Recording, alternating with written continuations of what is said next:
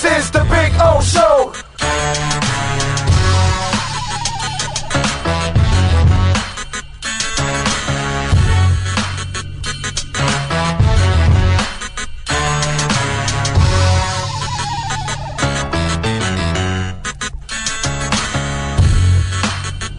This is the Big O Show. This is the Big O Show.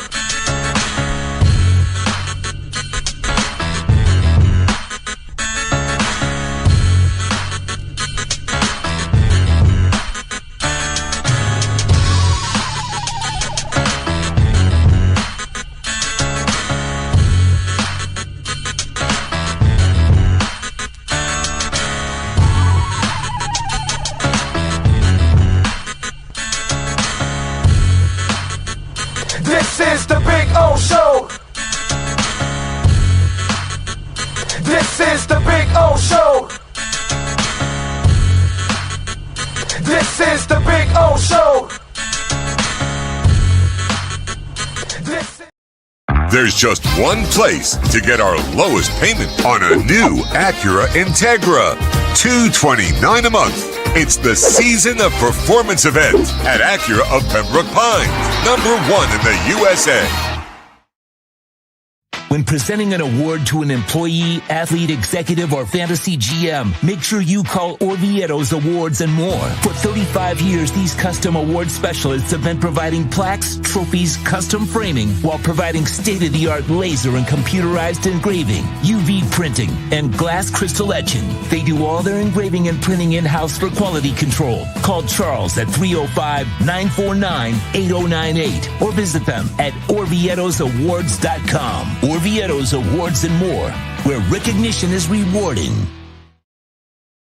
For over 16 years, EJDconstruction.com has provided South Florida residents quality craftsmanship, accurate project management, and exceptional service. That's why EJDconstruction.com is an A-rated member of Angie's List and the Better Business Bureau. When you're looking for the right custom home builder for additions or home remodeling, please call my friend Eric at 305-433-4843. That's 305-433-4843 for EJDconstruction.com.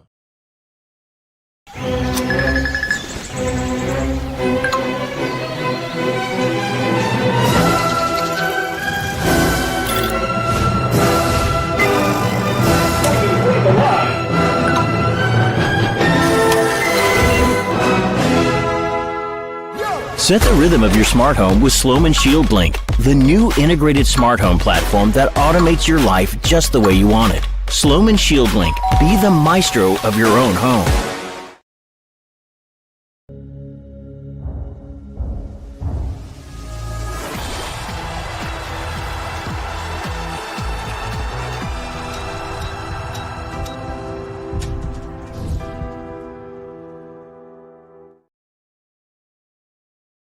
It's game day at Toyota of Hollywood. Our All-Stars are here to give you our MVP experience. Join the fun and feast on discounts up to $4,500. Huddle up and score big on a 25 Corolla. Not $26,000, $17,988. It's a tailgate party you don't want to miss. So gobble up the savings at the #1 volume Toyota dealer. Toyota of Hollywood on 441 between Hollywood Boulevard and Sheridan Street. Open till midnight. After 40 years, the Big Cheese Miami is still producing great Italian food. They started in 1984. Since then, they've been winning awards while being voted the best inexpensive Italian restaurant in Miami. Visit them for great food, amazing service. Witness the decades of Cane's memories. The walls are like a Miami Hurricanes Hall of Fame. The Big Cheese delivers anything on its menu or party platter menu to your home, office, or even a park for a picnic. Located at 8080 Southwest 67th Avenue, Miami. Call 305-662-6855. TheBigCheeseMiami.com, where they serve large portions at family prices.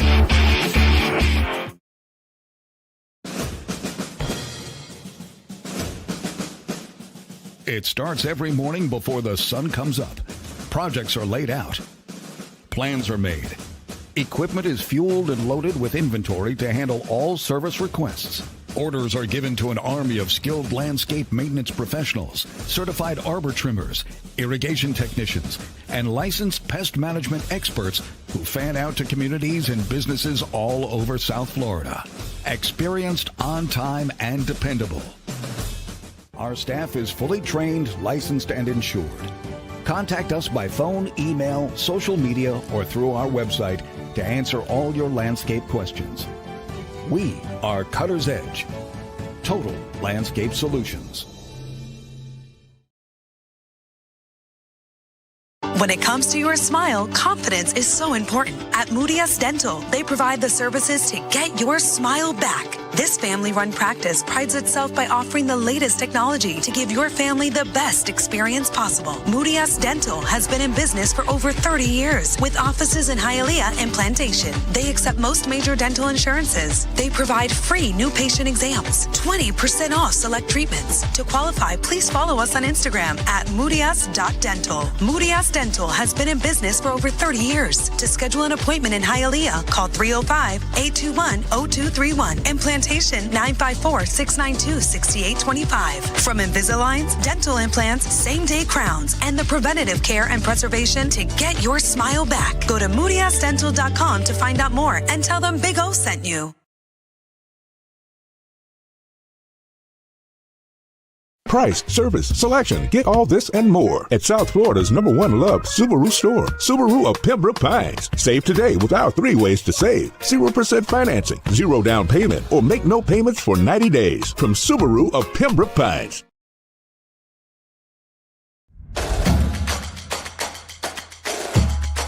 Welcome to Caneswear. New store, new items, same great experience. Family owned and operated since 2010, Caneswear has the latest merchandise from the Miami Hurricanes, Miami Dolphins, Florida Panthers, Inter Miami CF, and more. Come visit us at our store in Davie on University Drive, just south of 595, or online at caneswear.com. Caneswear, the spot Miami fans shop.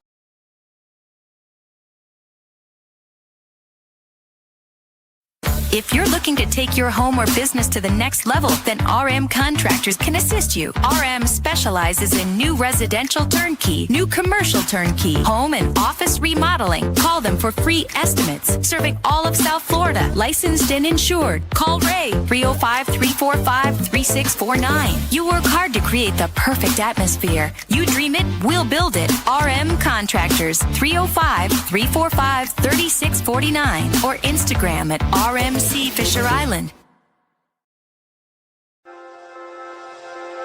Hi, this is Jeff Welt from Welton Rayom.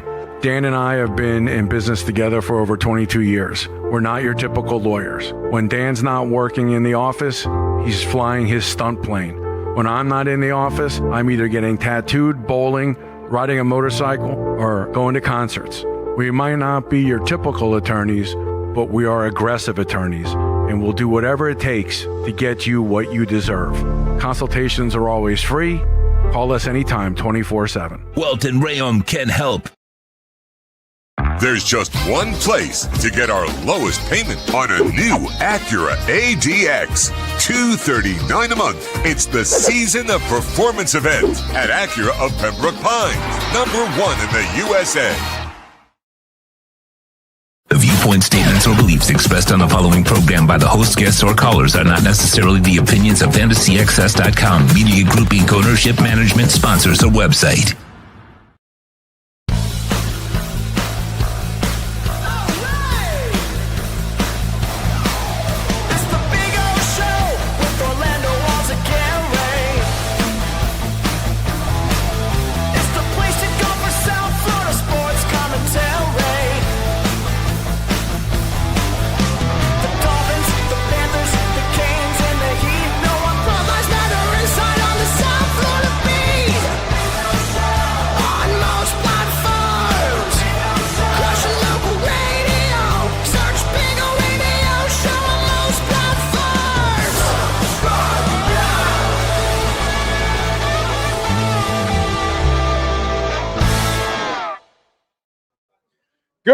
Good afternoon, boys and girls. Welcome aboard to another edition of the Big O Radio Show, mastered by the one and only Sean Stanley, on a Wednesday, February 11th, 2026. We are at Toyota of Hollywood. Come on by, 1841 North State Road 7, right on 441 between Hollywood and Sheridan. We've got the Toyota of Hollywood Lovers Promenade going on here. Got the Eiffel Tower and everything. See, this is another day where I have the Eiffel Tower on the show. See, because normally, when I'm in studio, the Eiffel Tower is always with us there, because that's from my 25th wedding anniversary. We bought it there in Paris, and so now we've got a lit up balloon made Eiffel Tower. Okay, it's not just that an Eiffel Tower made by balloons. They added lights to the thing. Like that's insanity, dude. That is detail, is what they call that. Anyway, it is day number 19,018 since the Miami Dolphins were world champions. It is day number 8,801 since the Miami Hurricanes were national champions. So welcome aboard. Welcome. All right. We got some stuff to talk about too. Actually, some juicy stuff. So I like that. There's some stuff. And there's I don't know, like a talking point, a theory that I want to squash when it comes to the Miami Dolphins and lazy media takes. So we'll get to that on the thing. You saw the headline. I'm going to tell you about something, Dolphins, that you're going to hate.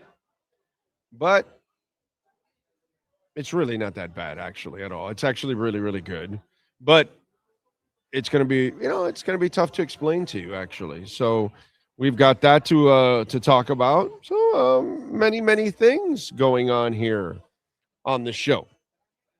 I like it. All right. Hey, are you disappointed that Stephon Diggs and Cardi B broke up? I'm shocked. I thought this was forever. That's what I thought. That looked like real love there, those two. She really knows how to pick them, by the way. The word is he had a baby mama in the stadium front row, and she found out that he had another. Yeah. Oh, you saw the story too? Okay. So I'm like, I saw that story. I'm like, well, look what you're talking about, bro. It's like Stephon Diggs. Like, really? You want to do something serious with that clown? Like, and it's like you're off of the other moron from Offset, which is another effing clown. Because those two clowns got the third guy killed in a dice game or whatever. So just how to pick them there, Cardi. What do you got? I guess since she was going to throw Stephon Diggs a party afterwards, yes. She thought she should be front row. And there was an after party that neither one showed up to. Yeah, that she paid for. It's like, how stupid can you be going into a relationship with that dude? Like, really, seriously. Like, you're going to have a relationship with Tyreek Hill? Come on, dude. There are those people that are just a few sandwiches short of a picnic, and you're not going to change who they are, man.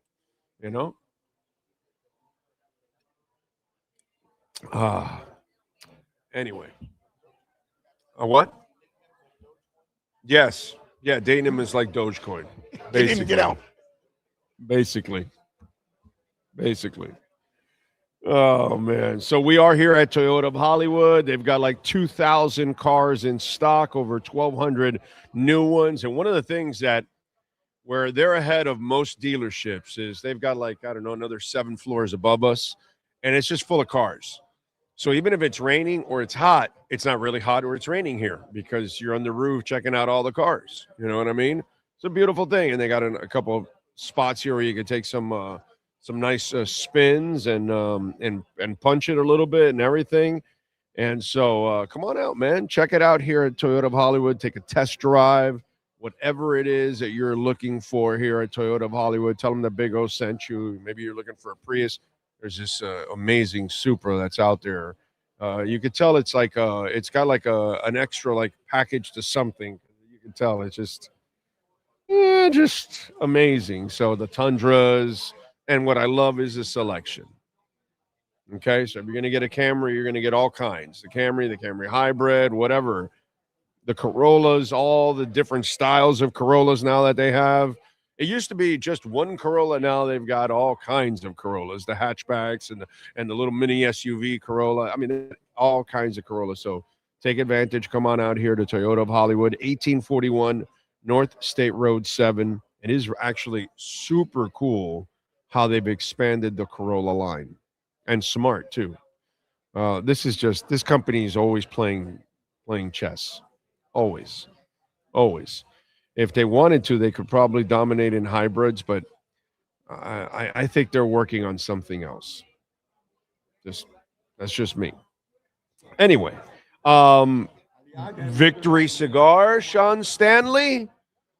Last night, the Miami Hurricanes beat the number 11 team in the country. You guys know I'm not a big college basketball fan nowadays.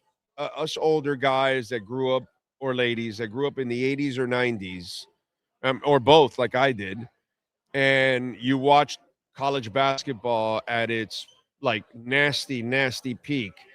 This cannot be ever compared to. But I got something real positive to say about it because I did not watch the whole game. I don't know. Did you watch the whole game? I did tune in. I saw on my phone, on my Apple scoreboard, there was like 6 minutes left. And I go, wow, they're leading. All right, let me go check it out, man. So, I watched the last 6 minutes, and I've watched off and on. I'll run into it for a couple of minutes and watch it for a few minutes. And it gave me a little perspective. And it's not what you think. First of all, let's give the victory cigar to the Miami Hurricanes for beating UNC 76-66.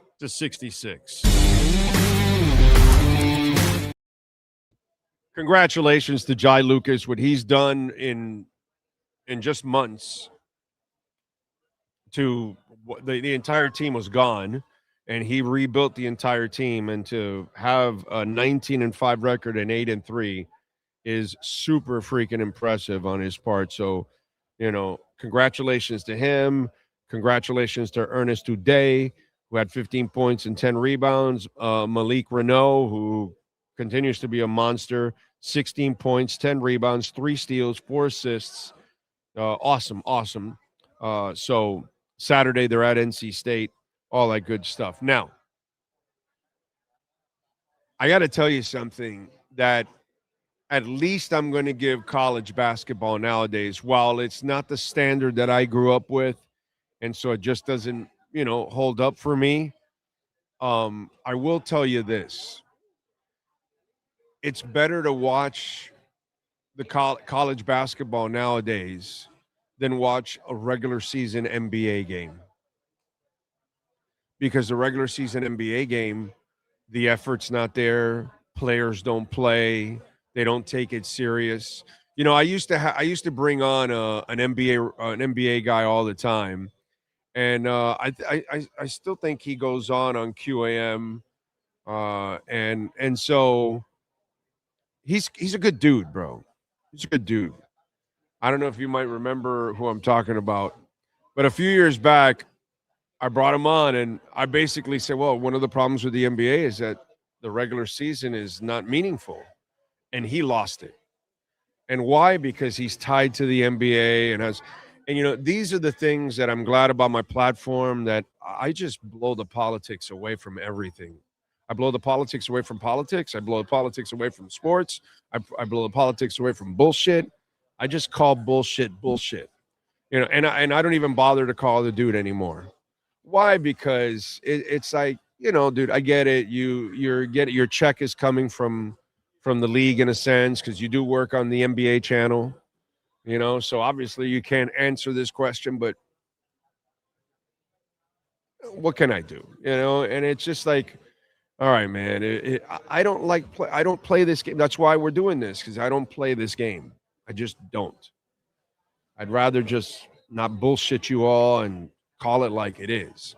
You know what I'm saying? And I will give college basketball that. The kids are always playing hard. And they're all playing the games. There's no what's that called? Load management. It's not like you're worried about a back-to-back or, nothing like that. There's no controversy like that. No, dude, your team's playing. Every night that I watch the UM basketball team, whenever I do, kids are playing hard. Right? But I can't say that about the NBA. It's disgusting. So the one thing that I came away from the game last night and the emotion and everything else is that, at least college basketball does have a level of professionalism now, right? Because you are paying guys. And guess what? Those professionals are showing up every night. I can't say that in the NBA. Professionals are being paid to play, and they don't. Jimmy Butler was worried about guarantees for the future, and he wasn't playing in the current where he was getting heavily paid. So because you weren't going to pay him in the future, he wasn't playing now when you're paying him now. How disgusting is that? Like, so can you just not show up to work and expect to be employed? I've never heard of that. Did you ever work at a radio station? You said, well, I'm not coming in for the week, but hey, send me my check. I never ran into that. Never ran into that. It's crazy. Yes, sir. Just to kind of hammer home your point, last night, because I saw it and it made me think of it, the Lakers played the Spurs. LeBron was out. Luka was out. Well, Luka's injured. Austin Reeves was out. Marcus Smart and DeAndre Ayton, all of them were out yesterday. Yeah. And we got the Jazz beating us by resting their two best players, Jackson and by the way, Markkanen. That was at home. Right. That was in LA. It wasn't even like they're in San Antonio. That was at home. I got to give college basketball, at least that. You know what I mean? And this is from a guy that is not a big college basketball fan anymore. I will be brutally honest, okay? I'm not going to sit here and bullshit you and say, oh, I watch it and I love it and this. No, I don't. It's mediocre to me. And the NBA is a freaking joke, So there's a site that covers basketball locally, and they put out something, and I answered back, well, yeah, but the game overall has lost its luster. They didn't want to answer that one because, of course, they cover basketball. You don't want to answer that because it's your product. See, I know you guys consider me like the football guy and all that, but I had no problem telling you guys from the offseason, hey, yo, there's going to be a shit season. Prepare yourself. Whoa, wait a minute. Why are you doing this to me? I'm not going to lie to you. I'll let the other people lie to you. I'll let the other people, drag you around and lead you to that bullshit. I'm not doing that. And by the way, the other thing that came away from that game for me, we are the best. We are the best. We are the best at celebrating. Did you see that rush to the court? Were they tackling people? Were they tearing down posts or no? No, it was like a super clean, decent rush to the court. We celebrate our championships with common decency, pots and pans, no tearing down our neighborhoods, no tearing down stop signs and street lights and all kinds of stuff. You don't have to grease our poles, even though we like getting our poles greased, but not in that case. So, All of these things. Most of you have no idea what I just did. Anyway, so I got to say, we are the representative city in the United States when it comes to celebrating championships. Baseball, college football. I'm sure back in the NFL days when we did win them, it was the 70s. I'm sure we were really nice and calm in those days too. NBA championships, Panther championships. None of the buffoonery that goes on in Toronto or LA or of course Philadelphia, and many other places and around the world too. Like in France. Like if PSG wins, they act like a bunch of idiots and tear down stuff and stuff like that. So, and then of course you got your English hooligans. But I got to say, here in Miami, we rush the court in a decent fashion. We celebrate championships in a decent fashion. We do not delve into criminal activity. It's a beautiful thing, dude. It really is a beautiful thing. So, two positives that I came out of watching 6 minutes of basketball yesterday. Just 6 minutes, because I was not going to watch the whole game. I'm sorry. It's just not my thing. It's just there. I'd love to bullshit you guys, but it's just, again, anybody that's lived the 80s and the 90s, I don't know how I just don't know. Yes, sir. I say kudos to the Canes athletics also for hyping it up a little bit by having, the Canes football team there. Yeah. Oh, yeah. The quarterback Mensa was doing the celebration at the beginning. Yeah, and then he did at halftime he did a talk. I saw that on social media. I did not see that live either. Yes, I saw it on social media as well. I told you I watched the last 6 minutes. That's all I watched. Okay, that's all I watched. I just thought it was good because for a national TV game, you want to hype it up. You want it to be, and it came through. It was sold out. I mean, so it was great. It was great. It was fun. I'm happy for the kids. I'm happy for Jai Lucas. It's really impressive what he's doing because he's on an even level playing field with everybody else. And by the way, kudos again to the administration for opening up the pockets and saying, well, if we're going to compete, we got to spend some money. So they're not only doing it in football, but obviously they're doing it in basketball. So a lot of positives yesterday for a guy that doesn't watch much college basketball. I kind of came away with like, wow, well, when I start comparing it to the shit I watch in the NBA, at least these kids are trying. And man, these people made me proud again here in Miami, celebrating in a decent fashion and all that kind of stuff. I just, props to our people, man. Props to our people. Our people know how to celebrate the right way.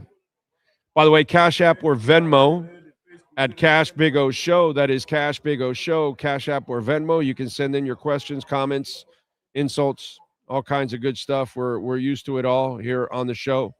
Appreciate you all.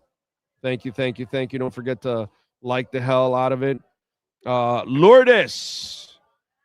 By the way, everybody out there, Ocala Joe's lovely wife, Lourdes, and a T-bread like me, of course, both 85. It's her birthday today. So everybody on the chat board there watching, even if you're watching and not chatting, send in a little chat and say happy birthday to Lourdes out there, all right? Because she's celebrating a birthday. Every day is a blessing.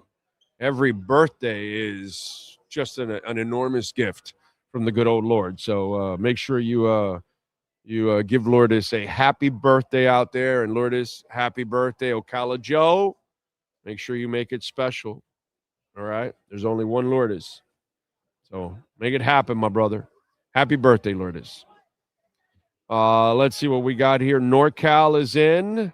Alexis Palenzuela, Captain Saki in Tarpon Springs. Dolphin Dave, the NBA is a joke. Yep, they are. Skylar Tipton. That's why the college basketball game yesterday just kind of hit me a little bit. And I was like a little appreciative of that they at least try. Skylar Tipton, morning to you, sir. Lenny Pena, Kosa, Oscar Rojas is in Melbourne. Stephen Harris missed your show Monday, but got a quick view of your reaction towards the Super Bowl halftime show. Yeah, I'm not a fan of the music, but whatever, dude. I had no problem with it. It's a harmless whole thing. You know, I tweeted out how conservative America never gave a shit about Milton Berle. You know who Milton Berle is? Uncle Milty. And he was in drag half the time while he was on the air. You know, so you were going to worry about Bad Bunny wearing a dress or something? Give me a break, dude. Entertainment's entertainment.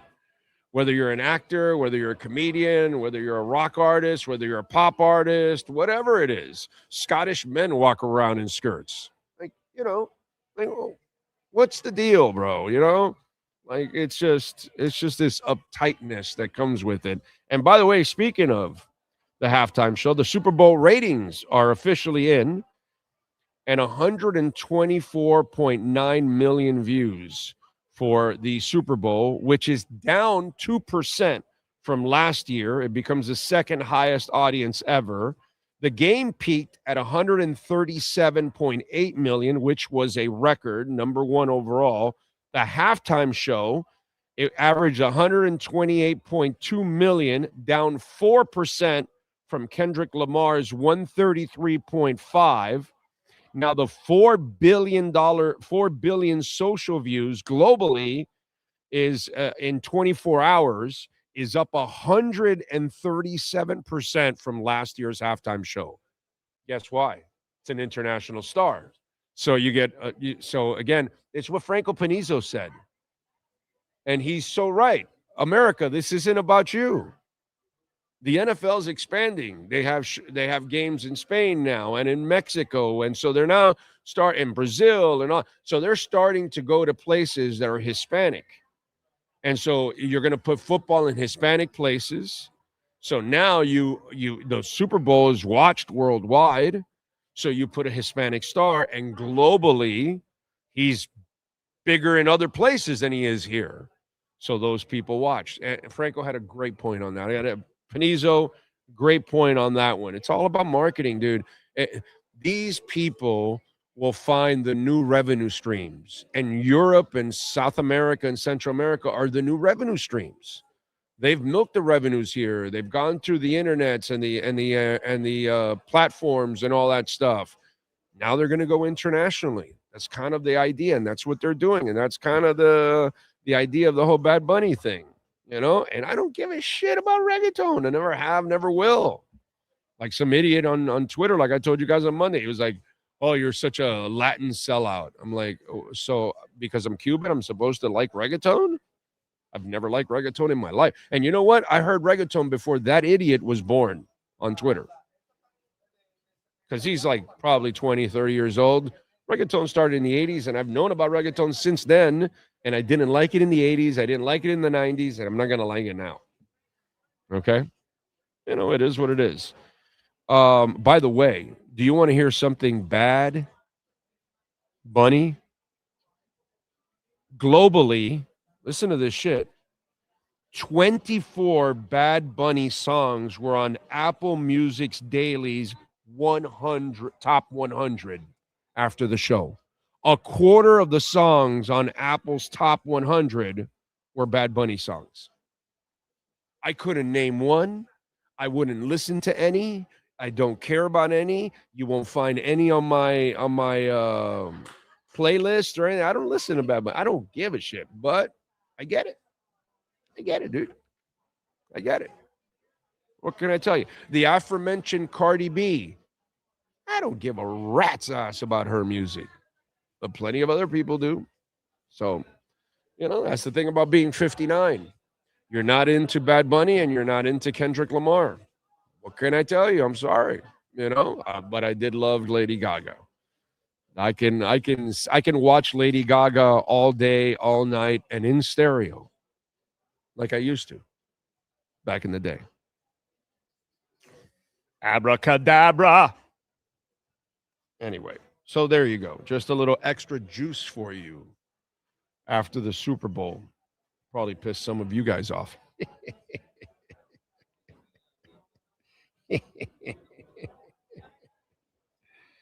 Oh, man. Let's see what we got here. What do we got? Stephen Baker, the touchdown maker. We realistically expect to have a better understanding of the product the Dolphins will be putting on the field next fall. I don't expect much last year, but I'm once again interested watching them evolve. Well, Stephen, I'm glad you actually brought that up. This leads me to our title on the show.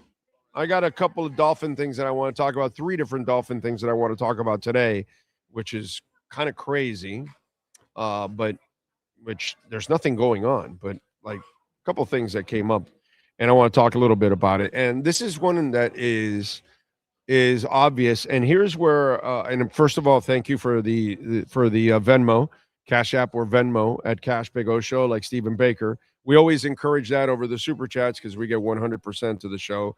The Super Chats, it's only 70 because stinking YouTube takes 30.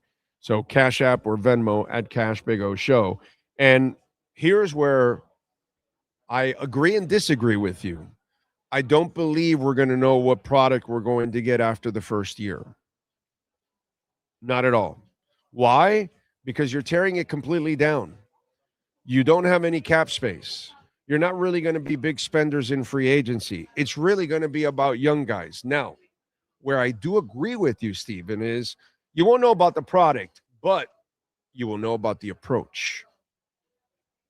Because I don't give a shit how talented you are or how much talent you lack. I've been around for a long time, dude. I've watched Spo go 31-10 with scrubs that went 10-30. Or 10-31 and then 31-10, right? Whatever it is. Anyway, so I've watched that.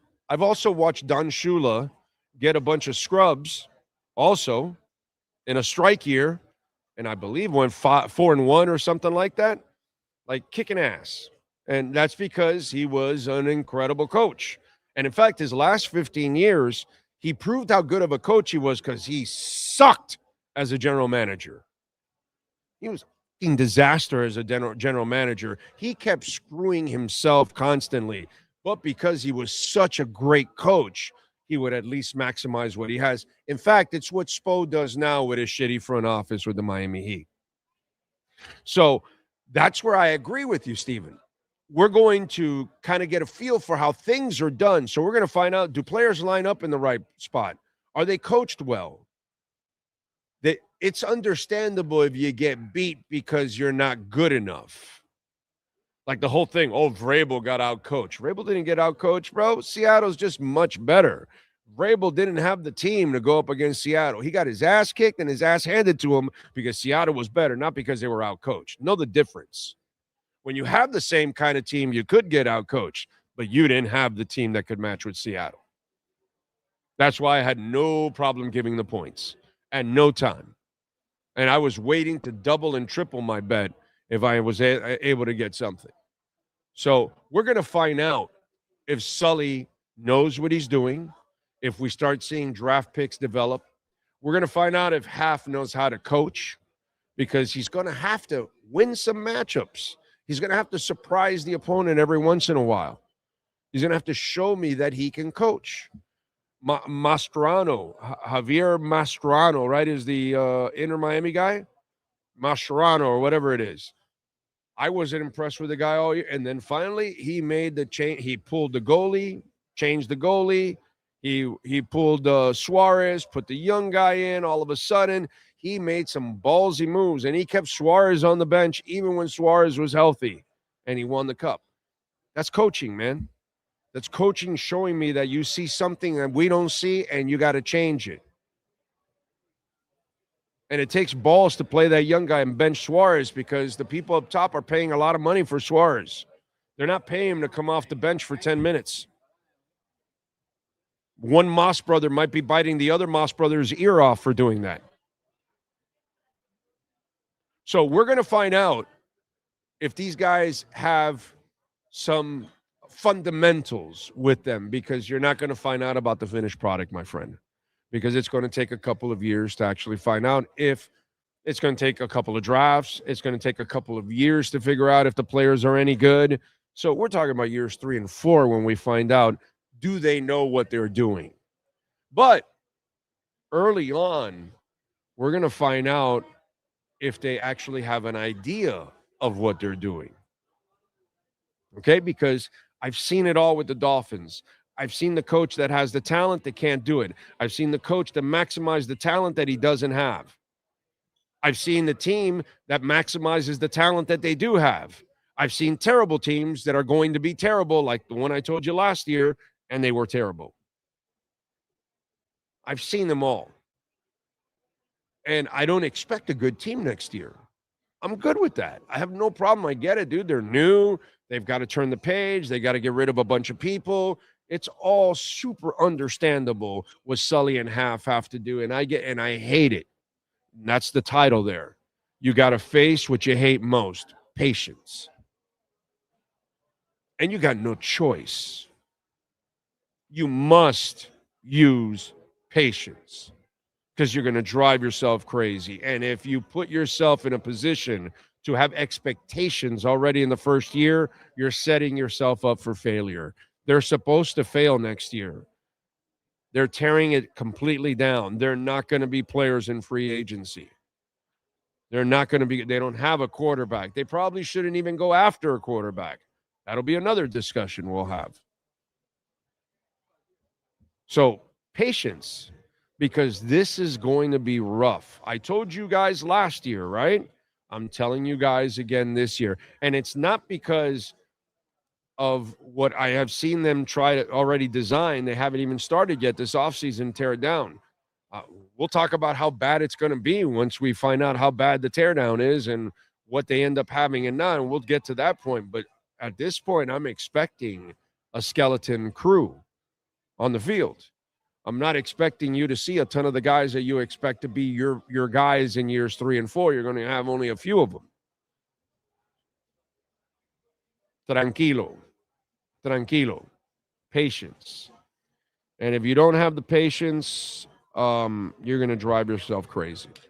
It's all about the draft, baby. It's all about the draft and development. And none of this develops in 1 year at all. All right. Let's see. What else do we have? Oscar Rojas is smashing it, like I said. Jeff in Long Island. Jamie Zoria in San Jose. It's hump day.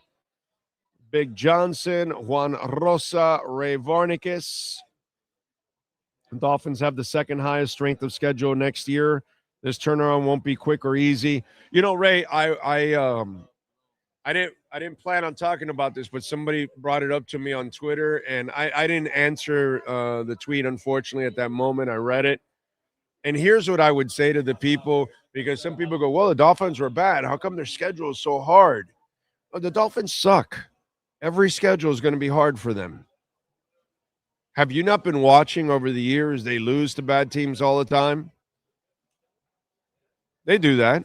That's normal for them. I know that their norm is kind of beating bad teams and losing to good teams because we're stuck in the middle. We do it all the time too. We lose to bad teams. So let me tell you about the strength of schedule.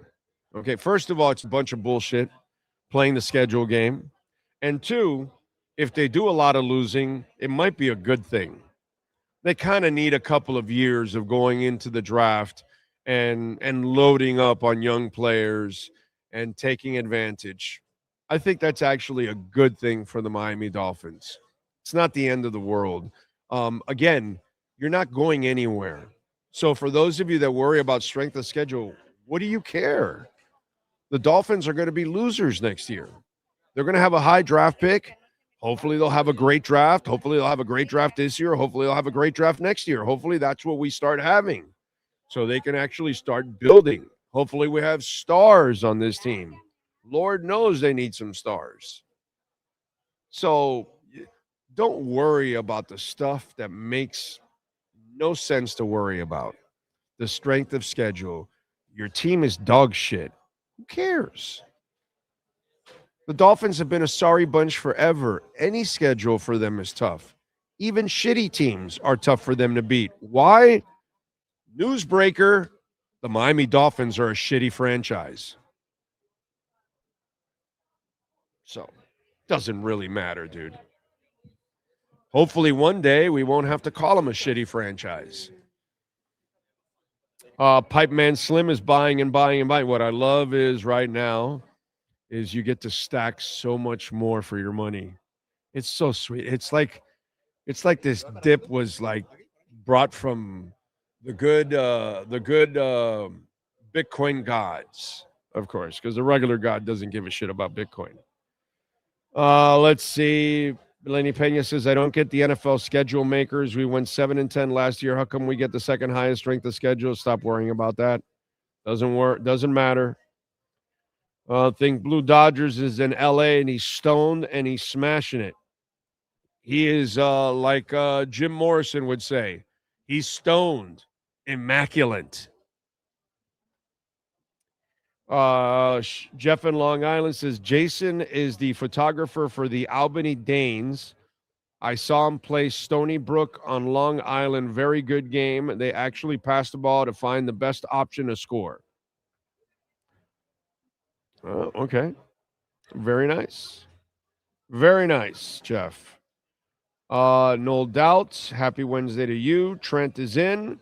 I'm going to go see John Cougar in July. Oh, I'm a huge fan of John Cougar, and he still sounds good. So this is awesome. And it's a hits tour. So he's going to sing all his hits. So that is fantastic. God bless you, dude. Good for you that you're going to go see John Cougar, man. That is an American treasure. And you are going to have a great time. Great time. Excellent band always. And he sounds fantastic. So have fun. I hope to see him myself when he comes down. Let's see. Would those rules still apply if it was the Dolphins that won? Well, see, that's why we're losers, no doubt. Because as Dolphin fans, we always play the if game, and that's why we're losers. Oscar says you got to play who's on your schedule, and they certainly beat most of the teams. But after their performance in the playoffs and Super Bowl, would you say that the Pats are somewhat fraudulent? Well, they had a weak schedule, but they still have a hell of a coach, and they still had to get through the playoffs. So I put it this way: I'm going to count on Vrabel more than anything from the Miami Dolphins. So until you show me something different, I still would rather have Mike Vrabel over everything we have had here in the last 30 years.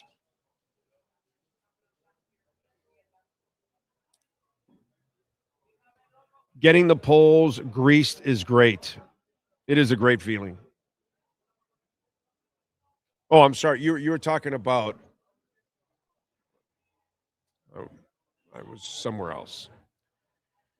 Let's see. The happy birthday Lourdeses are coming in. I like it, no doubt. Lenny Pena, strong. Stephen Harris, Havana Lou. I like it. I like it. I like it. Let's see. Ocala Joe, thanks to everyone on the chat board. I'm lucky to have a special lady in my life. Yes, you are. Yes, you are. It's always great to outkick your coverage. Brett Dodger is also congratulating. I like it. Frankie Fresco, thank you for the love on the super chat. Season ticket holders are invited tomorrow to meet the new GM and new coach. I will be there. Let's see what they tell us, season ticket holders.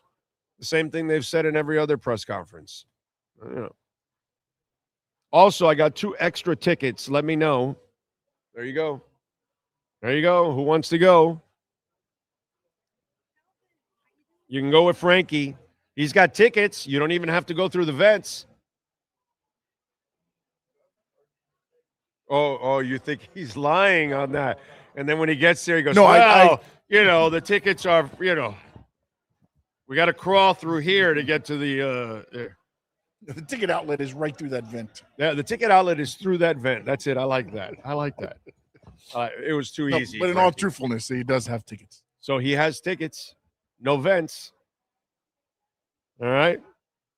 Let's see. Coming up 0-16. Well, I don't think it'll be that bad, but it'll be bad. And I'm all right with that.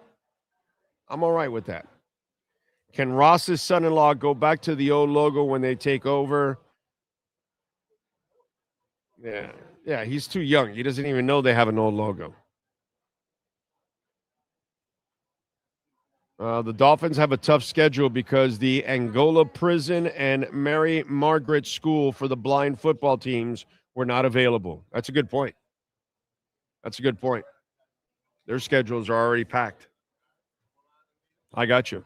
We were trying to schedule some UFL teams, but they didn't let us.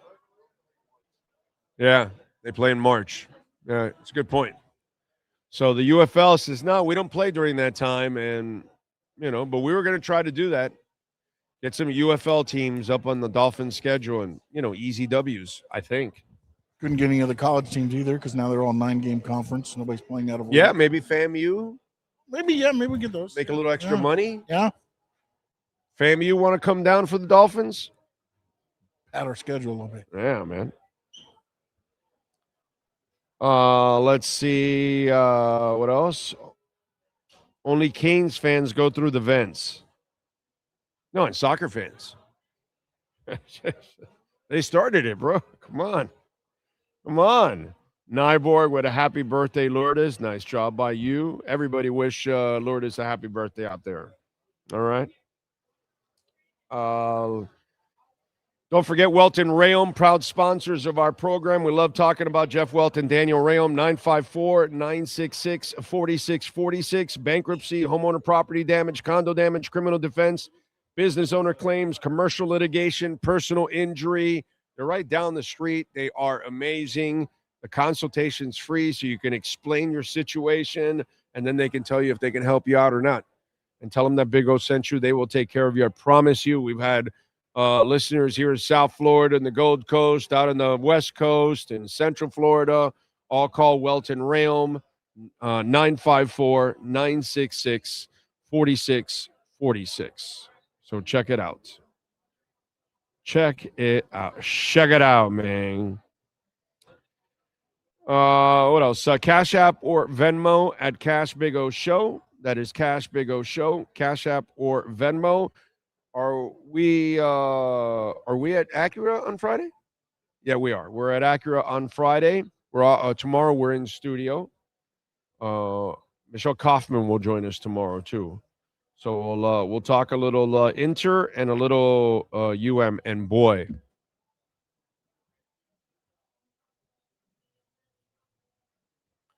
the basketball season sucks, right? It's over. I mean, the Heat are, terrible. And then the Panthers have suffered all these injuries.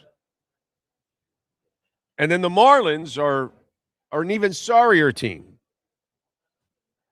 I can't wait for Inter Miami to start, dude. I was thinking about that. Because you can't expect much from the hockey team anymore. I feel bad for them. And I'm at the point now that they've suffered so much injuries that the best thing for the hockey team is to take the rest of the offseason off and not kill themselves to try to get into the playoffs and beat themselves up. They need a long offseason to kind of recalibrate and start the new year. The baseball team, I have zero hope for that. You brought back basically the same team, spent a couple bucks, and you're expecting some of the same luck from last year. And, that just doesn't make any sense to me. Plus, we all know that once Sandy pitches well enough, they'll get rid of him. Maybe even Yuri, too, with all his injuries. If he pitches well, they'll get rid of him. So if it's not for Inter, because our winter teams are done, the baseball team is pathetic. I'm looking forward to the soccer season because wow, it's a listen. And with the Panthers, it's all right. It's not like it's anything bad if they end up not doing anything this year after what you've done for many years now. It's all good if you take one step back and try to recharge for next year. That's kind of what they need.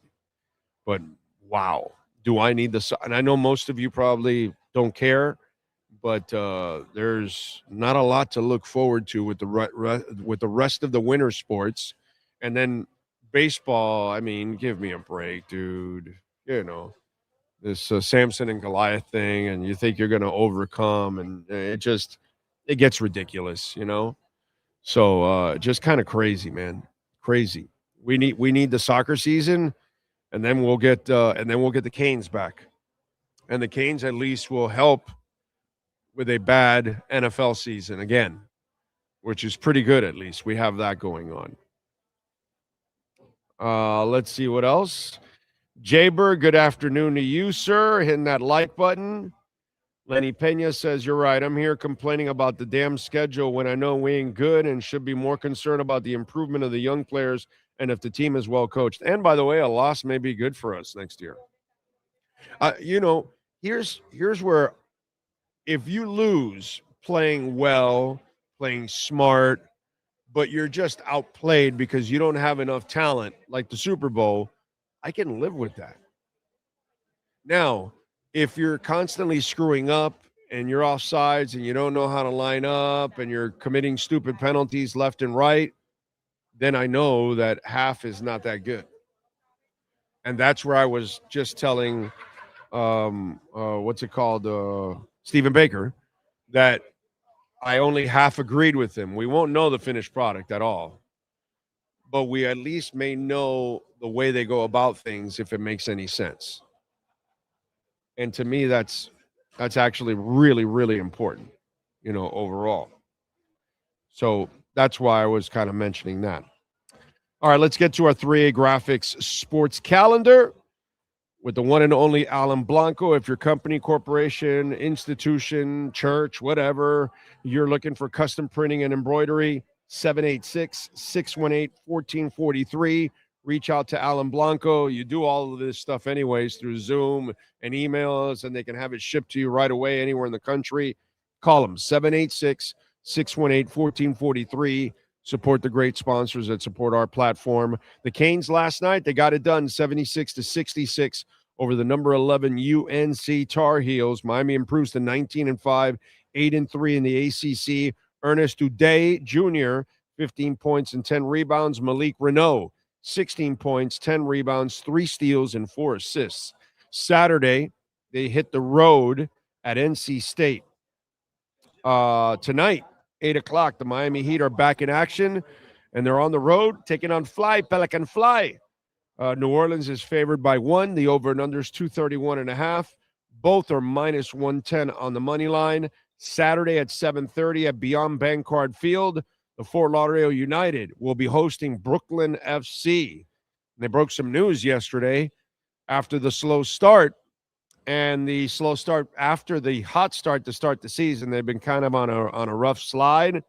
They made a coaching change, and they fired their head coach, Ali Rogers.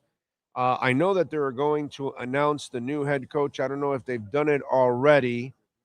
I know who it is. I knew about the firing. I knew about the hiring already yesterday. I can't say anything. I know who the head coach is, but I can't say anything until it's announced. Not that, people were telling me, oh my God, I got to have your information or anything, but kind of knew. I heard about it yesterday with Ali Rogers, and I felt really bad for her, but it's been an ugly slide, unfortunately. Just look at their Instagram or their Twitter. Nothing. Okay, I can't say who it is, but I know who the head coach is. Panthers, by the way, they're off. Remember, they've got the month off with the Olympics till February 26th when they take on Toronto. That is your 3A Graphics sports calendar.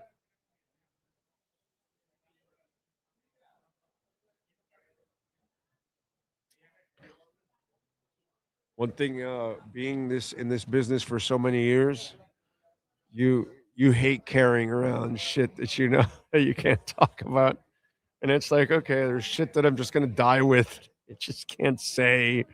And, this is nothing. But, I mean, like other things that have happened that I can never say, it's just crazy, man. It really is. Anyway, Big O, when are we covering FIU sports? LOL. I went there, didn't attend one game. Yeah, my wife and my daughter are both FIU graduates, dude. I would love to give more attention to FIU. They've got to do their part. Willie had a pretty good season. We gave them some love. They went to the bowl game and all that. Hopefully they build on this, man. Let's see what happens. So, Dolphin Dave says there's only one quarterback I want the Dolphins to get, and that's Winston. If not, no thanks to anyone out there. They should have announced it. Oh, the announcement was at noon? Well, check out their Twitter page. Nothing on their Twitter page or Instagram. They would have posted it already because they posted the firing of the coach last night. The last is okay. So yeah.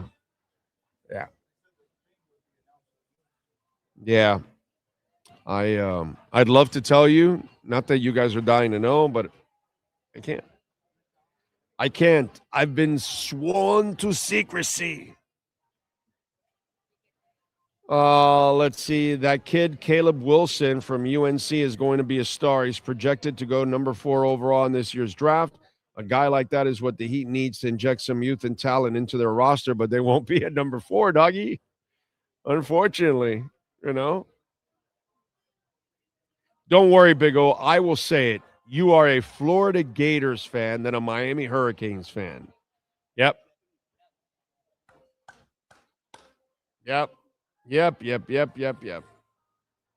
Big O, if you're drinking from your blue bottle, I think Ponce de Leon had the same one for the Fountain of Youth. We'll be there in 2066 for Super Bowl 100.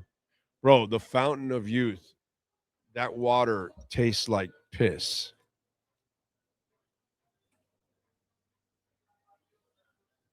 I mean, I don't know. Have you guys, for those of you that if you've ever been to, what's it called now? I'm forgetting the damn city, St. Augustine, and you go to that little thing when the Fountain of Youth and the water's trickling out, and this was back in the 70s, I want to say.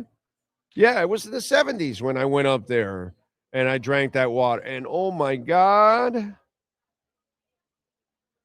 It was a disgusting thing. I don't even know. Do they still do that? Has anybody been to St. Augustine lately? And you went there in COVID time? It was before COVID, you're saying. Oh, you mean when we went up there? Oh, when we were in Flagler Beach. Oh, okay. Yeah. Yeah, we did take a trip to St. Augustine. Yes, exactly. That's right. I forgot about that. But we didn't go to try though. Anyways, I wouldn't. Although I'd play the joke on you. You already knew about it? Oh, shit. Oh, well.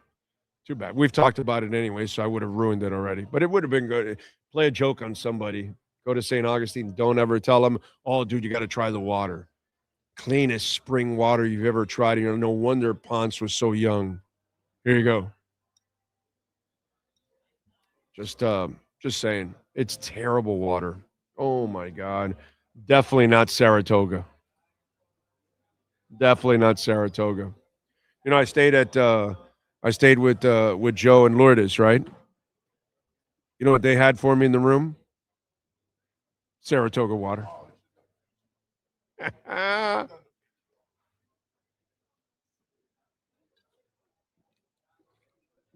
Blessing.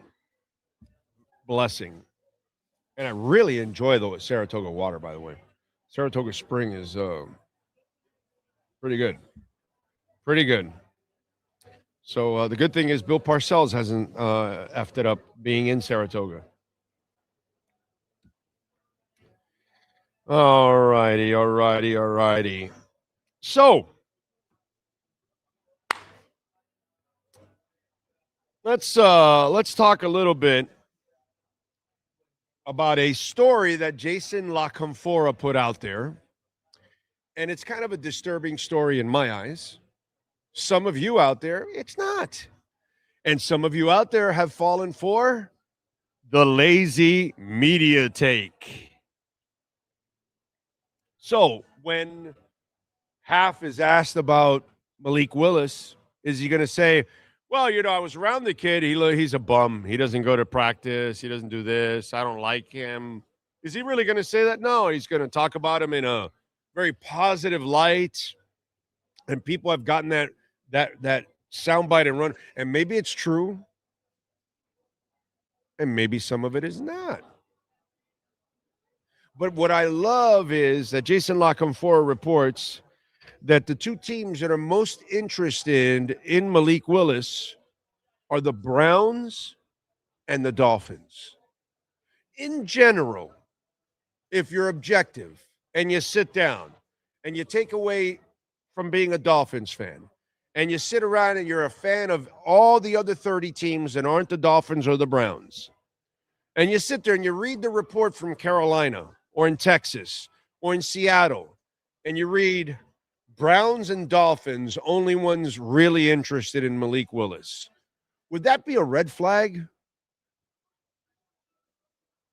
Or would that be a green flag like, well, Half and Sully were around him, and if they were around him, they've got to know better than everybody else, because that's the lazy media take. Is that the one that you guys are using? I'm just wondering, because these are two bad franchises. And normally all the free agent quarterbacks that they sign suck. They're not very good at assessing quarterbacks overall.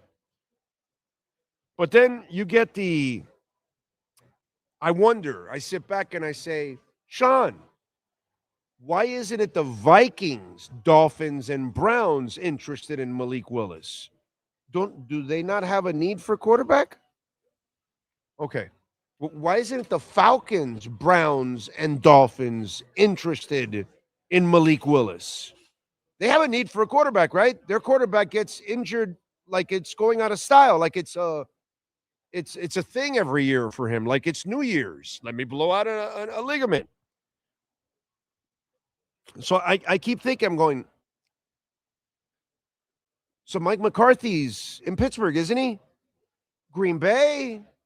Kind of same system, same thinking.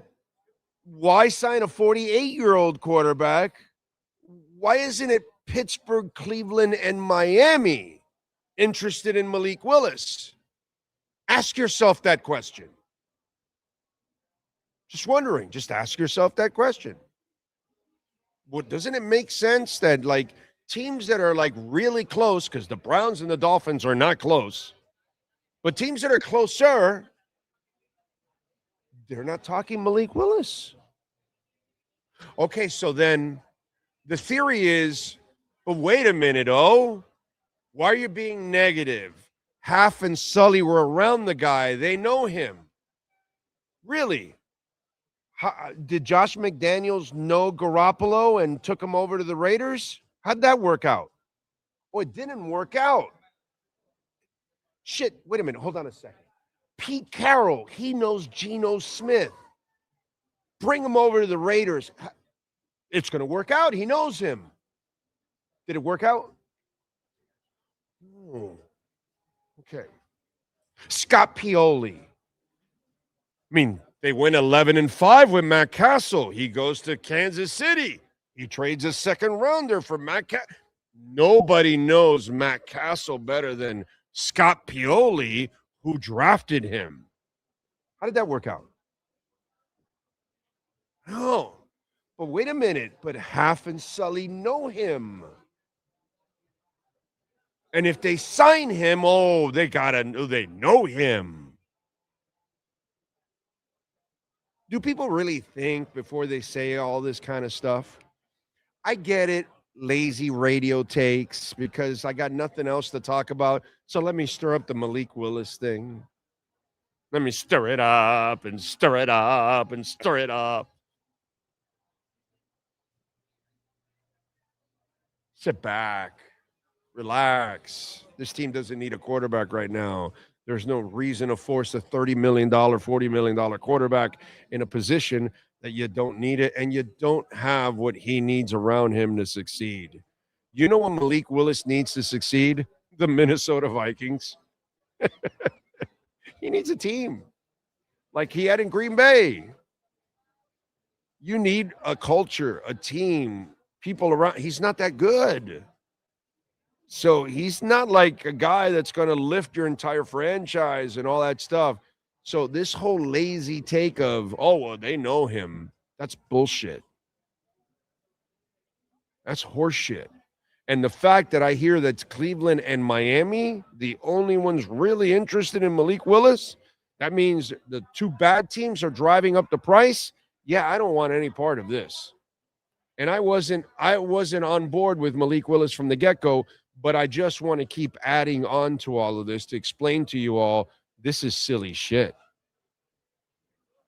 You don't need to pay the guy right now. You don't need that kind of expense right now. You don't need that kind of gamble. I'd rather focus on building a team first before I find a quarterback. I'm tired of bringing quarterbacks into dysfunctional situations. And what do you think the first year is going to be? Dysfunction. Yeah, we're lucky. So this Malik Willis stuff and Jason Lockham-Ford story, and I love Jason, and I'm sure he's right about it.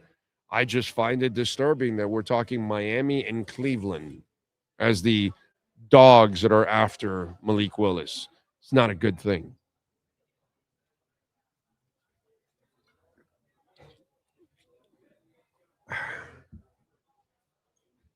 All right. So there you go.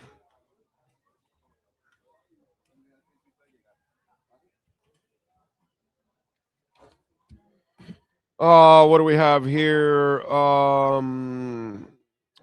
Big O, don't want to bring up the Tua subject. Do you think that he's a better fit as a backup for the Rams if Stafford decides to retire? He's that kind. They have the kind of team that he needs: an offensive line, a strong running game, a strong defense. That would be good. He's not. I don't think Stafford's retiring. I think Stafford's coming back. He just won the MVP and he looks great. So he's coming back. This hypothetical, I don't think means anything, but he would be perfect for that place because they've built the team to have a statue back there. Just we didn't build the team to have a statue, but I mean, what are you gonna do, bro? It is what it is. We don't do things the right way. So yeah, he has to go to a place like that. So yeah, that's a perfect spot that you're talking about. Yes, definitely.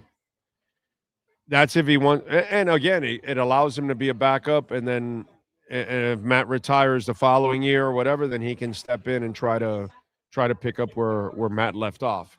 But that's the kind of environment he needs, the kind of offensive line that can actually block. You know what I mean? And a running game. They have two running backs that they use there, and they have several tight ends. So yeah, that's and big receivers. Yeah, that is the perfect environment for Tua. You nailed it. Definitely.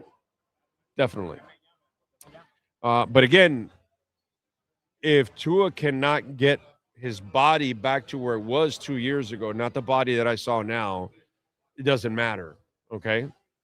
Does not matter if he has the environment. The guy I saw physically, something's up there, okay? I don't know what it is, but something's up with Tua. And I don't know if it's a degenerative hip. I don't know if it's an injury that he needs some surgery or some therapy or something to get through it. But if he cannot find the form from 2 years ago, it doesn't matter where he goes. He cannot play in this league anymore. The guy I saw cannot play in the league anymore. So something has to change.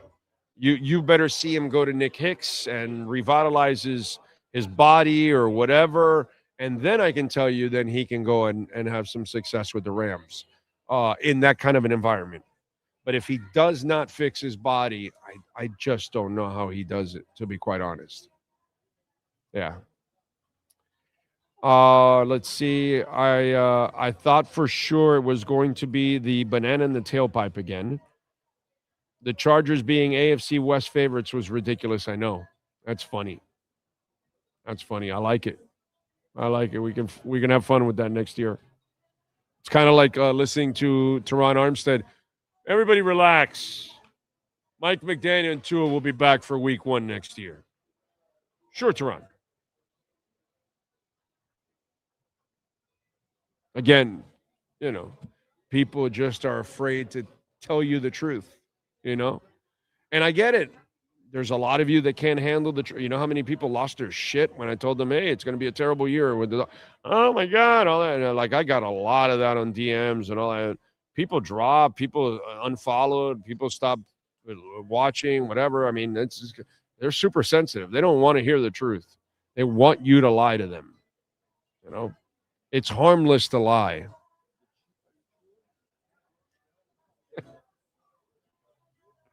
It's weird, man. It's a weird dynamic that it wasn't like that, by the way. We were never like that in a talk show society in the past. We could actually handle, you know, the brutal honesty of things that are going on. Stephen Baker, the touchdown maker, once again on Venmo. Thank you, sir. He says, till I started watching you, I had no idea Daddy Don was GM. I lived in Tennessee and missed a lot of the local Miami stuff. You even turned me back on to the U. I love the show. We can disagree on things like the halftime show and remain cordial. Yeah, definitely. Definitely. Again, I'm not a fan of either one. Kid Rock or Bad Bunny. You know what I mean? Although I will say the Barawara song or whatever, that's not a bad song. You know what I mean? But I'm not really much of a Kid Rock guy. I've seen him in concert. I went once to see a Kid Rock concert. That'll be the only time I go. But I'll never be at a Bad Bunny concert. I can tell you that. But I understand the method behind the madness. It's all about money, baby. It's all about creating revenue streams. And that's what they're doing. So, you know, what are you going to do? Again, some people can't handle the honesty. At least you can, Steven. You can, my man. Friday will be at Acura Pembroke Pines, by the way. Part of the Craig Zinn family, since we are here at Toyota of Hollywood. All right. By the way, good news, non-farm payrolls up 130,000. So that's good. Adding some money. Now, who knows if these numbers get revised down and all of that. And, you know, people are like, whoa, the job numbers are up. What is Jerome Powell going to do? It's funny. The same people say, well, the job numbers are down. What is Jerome Powell going to do? Like, he doesn't do anything. But at least it's good news. I don't know if the numbers get revised, and we'll see, you know, overall. But there is some good news, at least in that. You know, it's not all, you know, perfect. Some of it is, let me read it exactly so I can give you guys the skinny on it. Here we go. Wow, this thing still, that's funny. This thing still hasn't posted. Okay, that is weird. I have my the damn page on the Orlando Alzagiri page is kind of frozen with something that I was trying to load. Crazy. So it doesn't let me get to my other posts that I have going on. But anyway, so some of it is good news, and then there's some negative news too. And on the good side, by the way, is that the government has shrunk. That's a good thing, and more private corporations are hiring. That is a small positive out of it. Again, it's still not going to fix what's going on overall, but that's at least some slight good news that came in today. More jobs. Big O, I'm going to Disney next weekend. There's Lighting Lane Fast Pass tickets is $495 now. What in the world has this come to? $495 for Fast Pass lane? Again, bro, it's the dollar. It's not. The dollar is worth that the nothing. one for all day, or is that the one that's not for one ride? It must be. It's got to be all day. Has to be. Yeah, that's 4 times the ticket to get in, or double the ticket. Yeah, but you also are fast passing. Does Yeah. he get to fast pass everything? Is that what it is? No, I think that's what that one is. Yeah. That's impressive. That's a lot of money. You know, I haven't been to Disney since pre-COVID, and I guess I'm not looking forward to it because, man, I'm gonna need to mortgage something again, take out a second mortgage for my house. Universal was cheaper?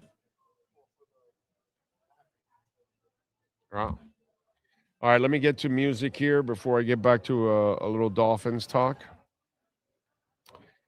Let's see what we got here. Let's start off. By the way, thoughts and prayers to Greg Brown and his family. The Cake guitarist and founding member passed away at the age of 56 after a brief illness. They didn't say what the illness is, but somehow or another, you always think of that damn cancer, bro, that claims so many of the people that we love, right? Cancer. When are we going to solve cancer? All right, here we go. Let's start off with musicians born on the 11th of February. Along with Lourdes, by the way, Ocala Joe's wife, Lourdes, is celebrating a birthday. Send in your happy birthday wishes there on the chat board to Lourdes. Happy birthday, Lourdes. Let's see who else. Aubrey O'Day with Danity Kane, formerly formed on the MTV reality show Making the Band 3, born in 1984. The very fine Kelly Rowland with Destiny's Child, born in 81. Very fine. Brandy, the American singer, born in 79. Mike Shinoda, American rapper, singer, songwriter, record producer, and co-founder of Linkin Park, born in 77. D'Angelo, singer, songwriter, multi-instrumentalist, D'Angelo Michael Archer. Sadly, we just lost him October 14th of 2025 last year in New York City at the age of 51. Oh, man. Craig Jones, American metal musician and keyboardist with Slipknot, also known as Number 5, born in 72. Adam Lavelle, percussionist with the English group M People, born in 69. The amazing Sheryl Crow, All I Want to Do Is Have Some Fun. She was born in 1962, Sheryl Crow. Let's see.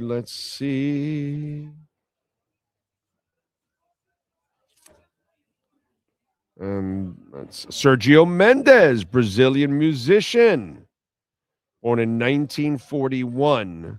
We lost him in 2024 after a COVID battle, unfortunately, at the age of 83. That COVID when it got old people, man, Jesus.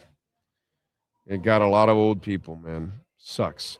Bobby Boris Pickett, the Monster Mash, born in 1940. We lost him to leukemia at the age of 69 in 2007 on April 25th. Let's see. Jerry Goffin. Interesting. American songwriter of over 20 U.S. hits with then his wife Carole King, including the Shirelles, Will Love Me Tomorrow, the Drifters, Up on the Roof, the Chiffons, One Fine Day, Herman's Hermits, I'm Into Something Good. Goffin died on the 19th of June in 2014 at the age of 75 in Los Angeles. By the way, Goffin wrote and composed others, including Barry Goldberg and Mike Masser, with whom he wrote Theme from Mahogany. Do you know where you're going to? Diana Ross's birthday just happened. I just told you that was my favorite song of hers. And Saving All My Love for You. Wow. They were number one hits during his career. Goffin wrote over 114 Billboard Hot 100 hits, including 8 chart toppers and 72 UK hits. I think this Jerry Goffin guy has some skills, some talent, right? And that is it for musicians. Sean Stanley. Oh, wait, I got to get to famous people before I get to you. I forgot. Famous people now. If I don't give you an age, remember they have passed away. Thomas Edison. He was so bright. What a bright individual. I was hanging out with him recently. We just lost him just recently. He was born in 1840.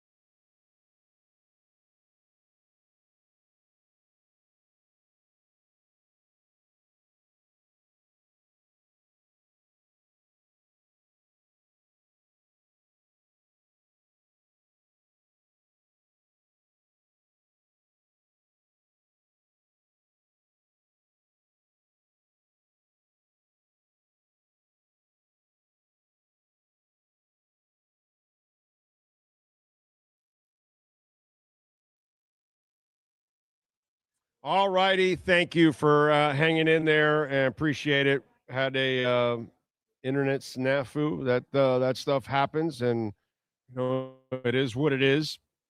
All right, we were doing birthdays today, and those famous people outside of musicians, although sometimes there's a couple here that weren't on the other list. Here we go. Ava Gabor, born in 1919. Actor Leslie Nielsen, born in 1926. Actress Tina Louise, born in 1934. She is 92 today. Bless her. Actor Burt Reynolds, born in 36. Panamanian dictator Manuel Noriega, the pineapple face, born in 38. Musician, well, I mentioned Sergio Mendes. Jeb Bush, former Florida governor, presidential son, born in 53. He's 73. Jennifer Aniston, born in 69. She is 57. Hall of Fame surfer Kelly Slater, born in 72. He's 54.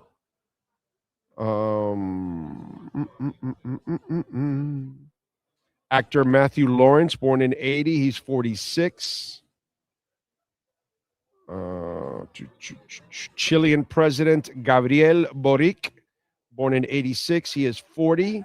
Actor Taylor Lautner, born in 92. He's 34. Musician Rose Blackpink in 97. She's 29. Musician Khaled, born in 98. He's 28. And musician Dino, 17. He's 99. Born in 99. He's 27. I guess that's from one of those pop bands, those, what are they called? So there you go. All right, Sean Stanley, what do you have for wrestlers born on this date? Hernandez was born on this date in 1973. That would make him 52. And Ken Shamrock was born on this date. He is now 62. And those are your birthdays for February 11th, 2026. All right. Let's see. One says, I'm here complaining I was in a bad reaction area bitching about my T-Mobile service. Sorry, T-Mobile. I thought it was you that let me down. Yeah, just sometimes it happens, man. There's, you get an internet shock here and it goes down and then you just got to reset. That's all. No big deal. It's kind of the way it goes. All right, what else do we have? Let's go with music history. What happened today in Musica history? I'm sure you're all wondering what happened today in February 11th in music history. Is there anything that was legendary, as they say? Well, there's probably lots of things that were legendary on this day in the 11th. Here we go. We start off with the Monkees in 67, made music history with their second album, More of the Monkees. It jumped from 122 all the way to number one on the Billboard album charts in one giant leap, and it remained number one for 18 weeks. The release of More of the Monkees was timed to capitalize on the band's popularity thanks to their enormous TV series. The album's sudden soaring success caught even the band members by surprise. In 85, at the 4th Annual Brit Awards in London, The Police won Outstanding Contribution to British Music. Also winning a couple of Brits that night was Prince in the category of Best International Act and Best Soundtrack for Purple Rain. In 85, the Smiths released their second studio album, Meat is Murder. It features Barbarism Begins at Home and The Joke Isn't Funny Anymore, with the U.S. LP release also including How Soon Is Now. In 89, Paula Abdul started a 3-week run at number one on the U.S. singles charts with Straight Up, the first of 3 number one hits for Abdul that year. Let's see. In 92, Motley Crue fired singer Vince Neil when he turned up for rehearsals, claiming he had lost his passion for the band and was now more involved with racing cars. In 97, the woman with a lot of junk in her trunk, Erica Badu, released her debut studio album, Baduism. It features the singles On and On, great song, Next Lifetime, Other Side of the Game, and Apple Tree. Erica Badu is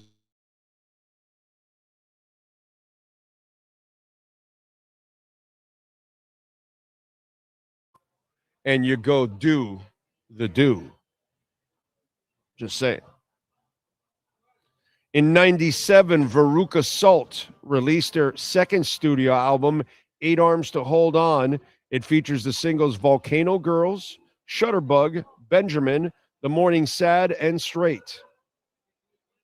In 2012, Whitney Houston was found dead at the Beverly Hills Hotel, submerged in a bathtub.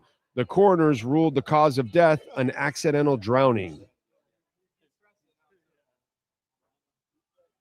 In 2014, Queen made the UK charts history by becoming the first act to sell 6 million copies of an individual album, their first greatest hits collection, which included the hits We Will Rock You and Bohemian Rhapsody, had extended its lead after being Britain's highest-selling album for several years. The official charts company said one in three British families now owns a copy of the 81 compilation. That's pretty impressive. Let's see if there's any birthdays that weren't on the list originally. Nope. They were all on that list. And that's what happened today in music history. All right.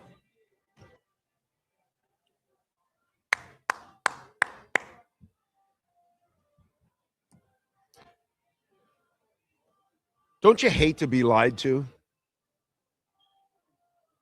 I know I hate it when people want to dance around the truth or lie about something that they did, because we're all going to make mistakes.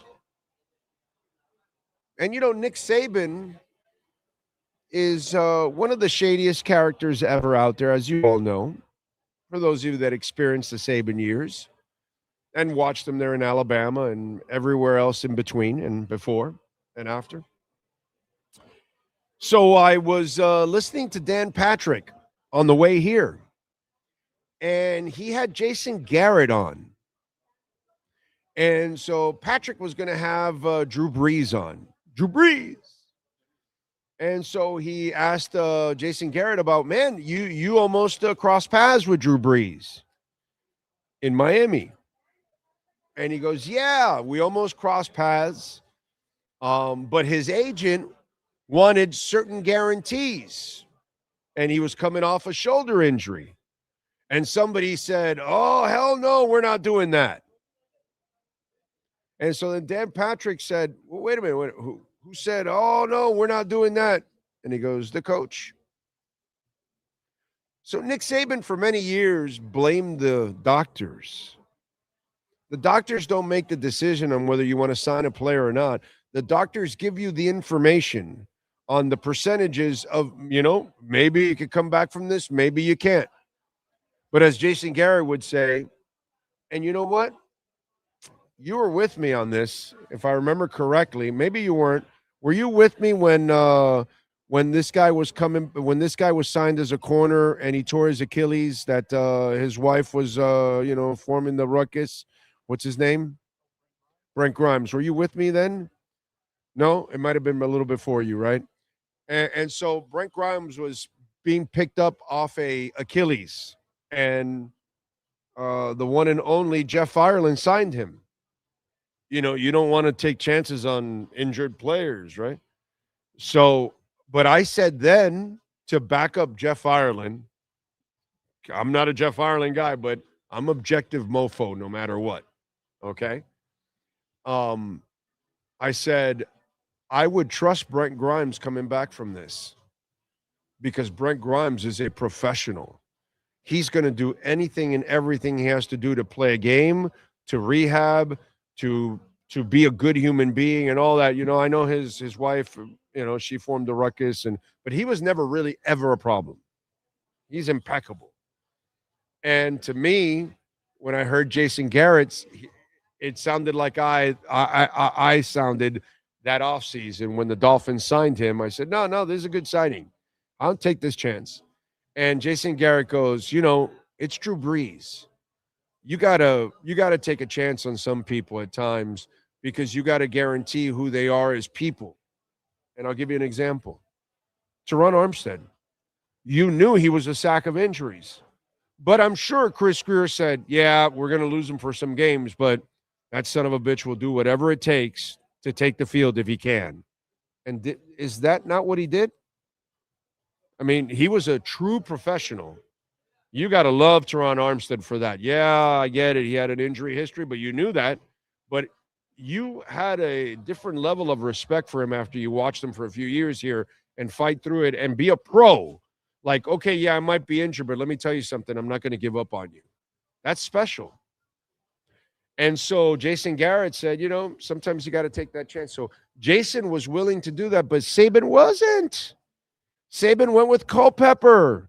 And by the way, Jason Garrett also mentioned that Culpepper had a devastating knee injury that he was coming back from. And if you knew anything, which back then I did, I don't know, I'm sorry, but, I knew Culpepper was not a pocket quarterback. There was no way. Tom Brady can suffer a knee injury, and it's not going to affect him whatsoever. He'll come back. Dan Marino can play without his Achilles repaired, and it'll be fine because he doesn't need it. They're not running anywhere. They're not buying you any time. They're going to live in the pocket, block for them. So I was thinking about this. Saban's a liar, right? Because he blames the doctors, and the doctors will tell you, look, this is the knee injury, this is a shoulder injury, yeah. You make the decision. And he wasn't willing to take the gamble. Jason Garrett was willing to take the gamble. But guess what, folks? The guy you all love to hate, Chris Greer, he might have saved the franchise. Because he probably would have taken the gamble on Drew Brees. And that was a pretty good team, the 9-7 team with if you can go 9-7 with Gus Frerotte, what can you do with Drew Brees? Drew Brees. Jason Taylor was Defensive Player of the Year. I'm just saying. Drew Brees with Dave Wannstedt? I don't know. It was a really good defense. It might have worked out some. Might have worked out better than what it worked out, that's for sure. But Drew Brees with Saban might have been a little bit better that year. Might have helped if Chris Greer was the GM at that moment. Because Chris Greer, when I look at everything that's gone on, Chris Greer might have taken the gamble on Drew Brees. The gamble that the Saints took, and it paid off. And by the way, if you take that gamble, Saban sticks around. So, you take a Saquon Barkley who has a lot of injuries and leads you to the Super Bowl. You take a Drew Brees who had a devastating injury and leads you and wins a Super Bowl and throws for 60,000 yards, 62,000 yards. Okay? So sometimes, yeah, it's not good to take a chance on an injured player, but then sometimes you're Fred Taylor and you figure it out and you go on a run after your first few years were injury filled. Just funny. I was just thinking about all of that during that conversation that they were having, and I'm like, wow. So Saban didn't want to take the chance because it's his call. It's not the doctor's call. The doctors will tell you the prognosis and which is the same thing they were going to do in New Orleans. And they were willing to take the chance, and Miami wasn't. But it's funny because you had the wrong GM at the wrong time. Maybe you needed that GM at that time. That's the life of being a Dolphins fan. Right there. That story right there is the life of being a Dolphins fan. Oh, man. Too funny. Too funny. Yeah, Saban the Snake. Amen to that. Let's see. For April's Fools, Sean, put on the birthday graphic, please. Stephen Ross, take to a spot. Also, back to Disney. $495 is just Magic Kingdom Fast Pass for the day and go on the ride once. Wow. That's, yeah. You know what I would do if I'm you? I would hold off and go during the not so scary Halloween. That way you go in at night, you pay less, and there's less people there, and you make less lines, and you don't even have to do a fast pass. That's what I would tell you to do.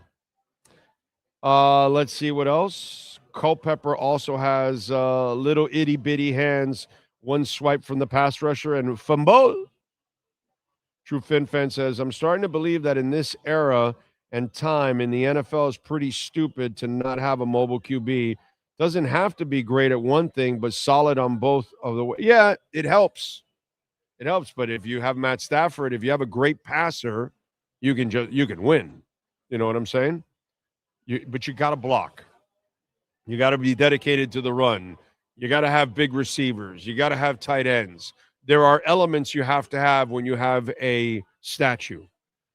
In a perfect world, of course you want a guy that can run around a little bit, for sure.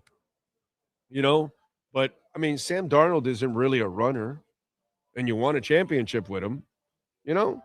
So Peyton Manning won, and Tom Brady won, and Matt Stafford won, but you must design if you're going to have a statue, block for him. That's all. Give him the 3 seconds, bro. Give him the 3 seconds. Elite quarterbacks with 3 seconds will annihilate you. You give them 2 seconds like they were giving Tua, and it's just hard, dude. You just don't have enough time.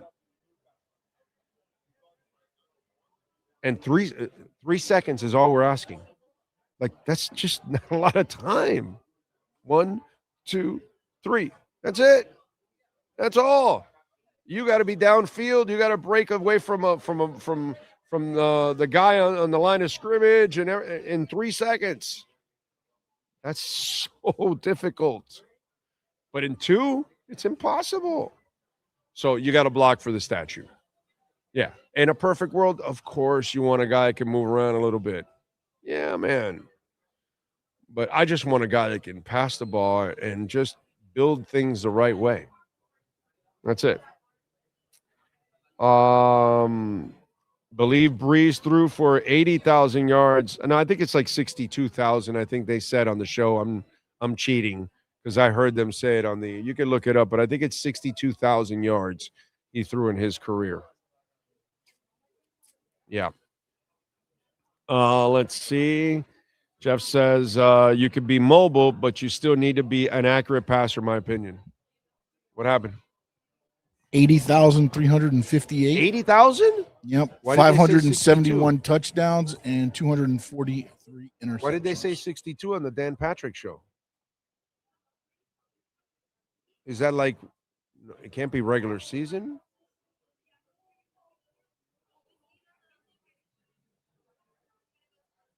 Well, I heard them say on the Dan Patrick show 62,000. So I was going off of them.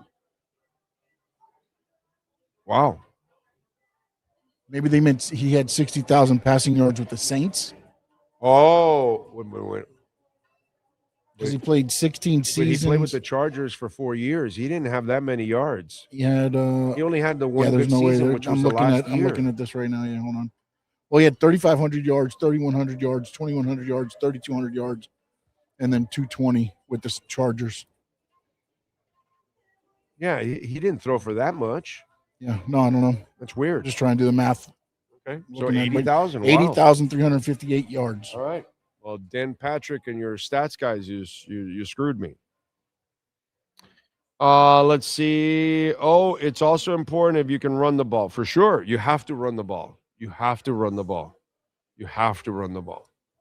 And every time you have a statue at quarterback, notice those teams can run the ball. You have to, dude. Yeah, for sure. It's a must. But I just thought that Jason Garrett story was funny as hell. because Saban's full of shit.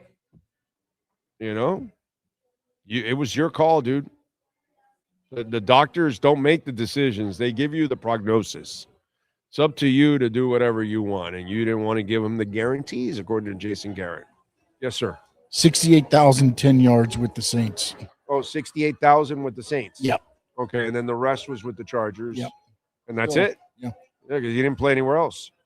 Yeah.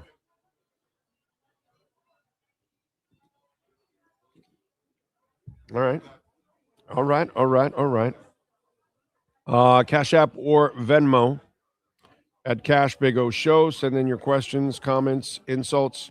Ocala Joe, thank you for the love on Cash App, sir. Appreciate you. Thank you. It's Lourdes' birthday, and he sends a donation to us. That's you're amazing, dude.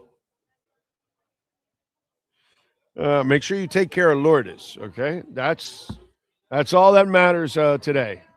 But thank you for taking care of us. We appreciate that immensely. Wait a minute, Big O. According to some casual fans, Malik Willis is better than Tua. Yeah, the hate is strong out there. The hate is strong for Tua in a big-time way. Yeah. That is the tooth. All right, folks, it looks like we are out of here. We thank, of course, Herbie Lopez and all the great people out here at Toyota of Hollywood, making it nice and easy for us to always broadcast. They've got the Toyota of Hollywood Lovers Promenade going on. You got to see this. I mean, an Eiffel Tower made of balloons with lights is just impressive, bro. I wish I could take it home, but it's too damn big.